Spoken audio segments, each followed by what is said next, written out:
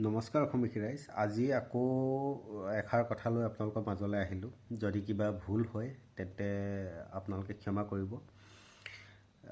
মোৰ কথাবোৰ কিছুমানে বেয়া পাব, কিন্তু যিটো প্ৰকৃত কথা বা আজিৰ যুগত চলি আছে সেই কথাটো লৈহে আপোনালোকৰ মাজলৈ মই আহিছোঁ। আজি আমাৰ অসমখনত যিহেতু আমাৰ ইলেকশ্যন চমু চাপিছে আৰু কিছুমান কথা মানে ক'ব নিবিচাৰোঁ, কিন্তু কি ক'ম, বাধ্যত পৰি মই ক'ব লগা হৈছে। কাৰণ কেলৈ আমাৰ অসমত জনা শুনা মানুহ কিছুমান এনেকুৱা ভুল কৰি আছে, য'ত যিটো ভুল হ'লেও তেওঁলোকে শুদ্ধ বুলিয়ে ক'ব বিচাৰিছে, শিক্ষিত মানুহবোৰ।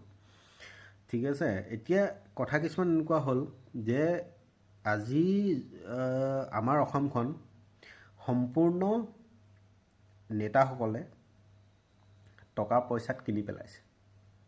সেইটো সত্য কথা, সেইটো ক'লেও লাজ পালে নহ'ব। কাৰণ আজি আমাৰ অসমৰ মানুহসোপাই কিছুমান টকা পইচা লোভত যদি কিছুমান কথা যদি ভুলো হৈ আছে, সেইটো কথা স্বীকাৰ নকৰে। কাৰণ তেওঁলোকৰ লোভ আছে, মোহ আছে। সেইবোৰ কথা মই দূৰত ৰাখিছোঁ। কিন্তু আজি আপোনালোকে অসমখনৰ এটা কথা ভাবক, জুবিন দা এজন কেনেকুৱা মানুহ আছিলে। মই তেওঁৰ এক্সাম্পল লৈছোঁ।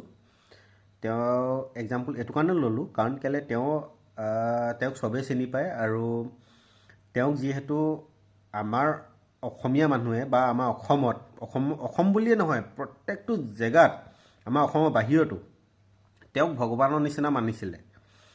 কাৰণ তেওঁ এজন নিস্বাৰ্থভাৱে কাম কৰা এজন মানুহ আছিলে আমাৰ অসমত।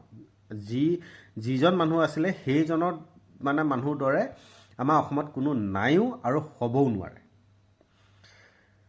তেওঁ যিহেতু মানুহে ভগৱানৰ নিচিনা পুজিছিলে, আৰু তেওঁক য'ত অন্তিম শ্ৰদ্ধাঞ্জলি জনাইছিলে, তাত আজিলৈকে মানুহে চাকি ধূপ ধূনাৰে তেওঁক আৰাধনা কৰে। কিয় আমি চাকি আৰু ধূপ জ্বলাই আমি তেওঁক আৰাধনা কৰিছোঁ?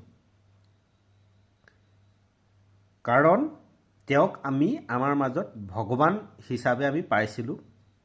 আৰু যিহেতু আমি জানো যে আমি ধূপ চাকি বা সেৱাত সেই জেগাত আমি কৰোঁ য'ত আমি ভগৱানক আমি বিচাৰোঁ। আজি তেওঁৰ নিচিনা মানুহ এজনক যেতিয়া হত্যা কৰা হ'ল বুলি